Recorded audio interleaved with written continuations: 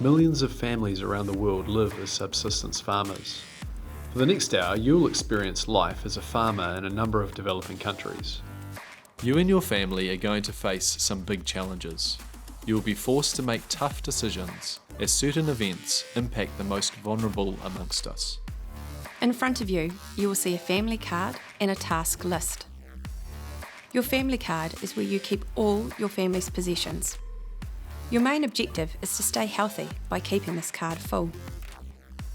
There are 4 different types of cards you will strive to collect: land and crops, water, food, livelihoods and money.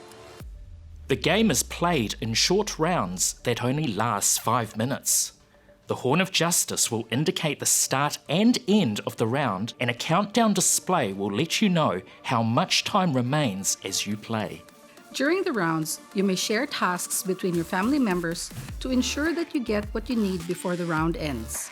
The task list shows the 4 tasks that you can decide to undertake.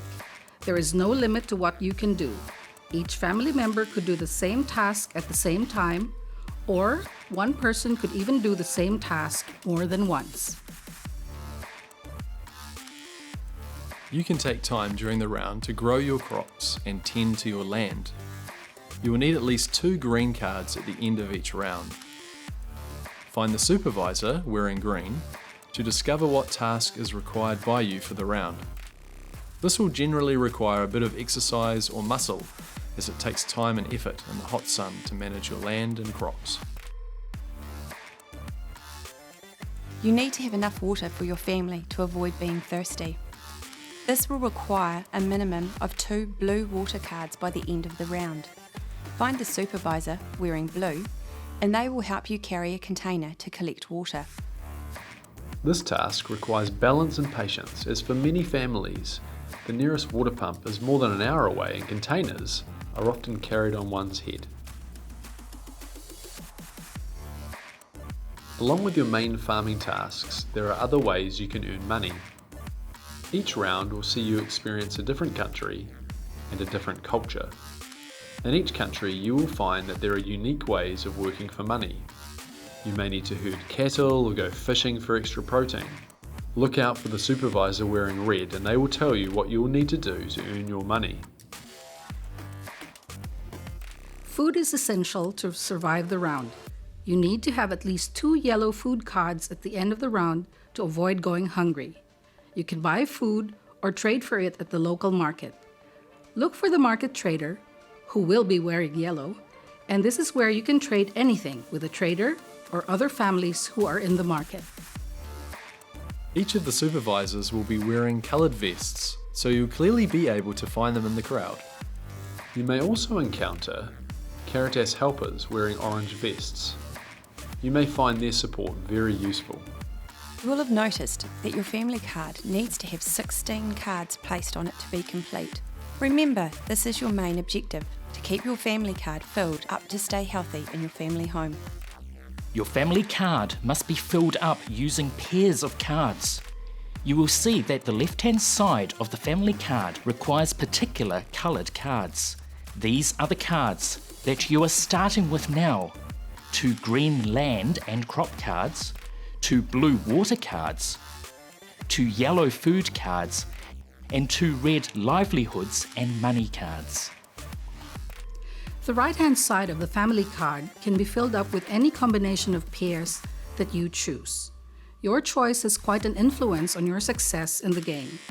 For example, you may choose to focus more on growing crops and getting water and fill the right-hand side of your family card with 4 more of each of these. Or you may choose to spend more time working for money and trading for food at the market. Or you may look for a balanced approach and have another pair of each colored card. You can fill up your family card however you choose, but remember the 2 simple rules. You must have cards in pairs, and the coloured parts of your family card require the same coloured cards on top. When the countdown gets to 0 and the round ends, you will hear the Horn of Justice again telling you to return home to check on your family. If you collect more cards than you need, you can just keep them on the floor beside your family card. You may need these later. If, at the end of the round, you have empty spaces on your card, then you will need to account for your hunger, thirst, or loss of crops by sacrificing red livelihoods and money cards equal to the number of gaps. For example, if your family has 2 empty spaces, you must pay 2 red livelihoods and money cards to cover the time and cost of going to get medical assistance. You've probably figured out that it's good to avoid experiencing sickness in your family. To do this, you'll need to work together and play hard to ensure you get all the cards you need. You may experience a situation where you have lots of empty spaces on your family card and you cannot cover your needs with the red livelihoods and money cards you have. In this situation, you must remove all your red cards and select other cards to lose to account for the extra empty spaces.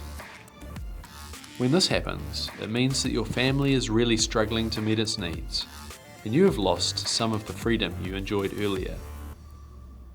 You must flip over your family card, and you will see that for the next round, you must collect certain cards to get your family out of the situation you've found yourself in. Your freedom has definitely been lost as you have only 2 card slots where you can make a choice of what to collect.